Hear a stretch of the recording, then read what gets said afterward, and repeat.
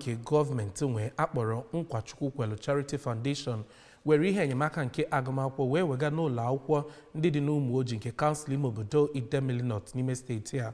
Ụlọ akwụkwọ praịmarị atọ ndị a nwetara ihe gụnyere Our Ladies Primary School Ugwumba Memorial Primary School yana Dimechie Primary School dị n'Ụmụoji.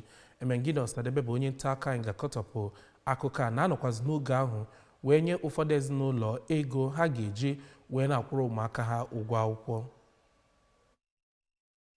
Ibu nke ekere n'ụbọchị ahụ gụnyere akwụkwọ eji ede ihe, mkpịsị odee, akpa akwụkwọ na ihe ndị ọzọ dịzara gaba. Ka ọ na-ekwu okwu mgbe ọ nabatara ndị otu ya bụ foundation bụ nke onye isi ha bụ Chief Chidubem Nkwachukwukwelu wee bịa. Onye Parish Priest Our Lady of Seven Sorrows Catholic Church Ụmụoji bụkwazi onye isi na Our Lady Nursery and Primary School Ụmụoji, Reverend Father Paul Ejikeme, kenere ya bụ otu maka obiọma ha wee kpere Chineke ka o gozie ma guzobe atụmatụ ha ji iji wee mee ka obodo dị mma. N'okwu ya, onye chọpụtara ya bụ ntọala Nkwachukwukwelu Charity Foundation bụ Chief Nkwachukwukwelu kwuru na ọ bụ site na mkpali o nwere ịkwalite agụmakwụkwọ nakwa inyere ndị ụwa na-atụ n'ọnụ aka wee kpọzie ka ndị ọ metụtara n'obi na ọtụtụ otu iche iche ka ọdụ agụmakwụkwọ na steeti a. Onye isi ụlọ akwụkwọ Ugwumba Primary School Ụmụoji bụ Oriakụ Angelina Okeke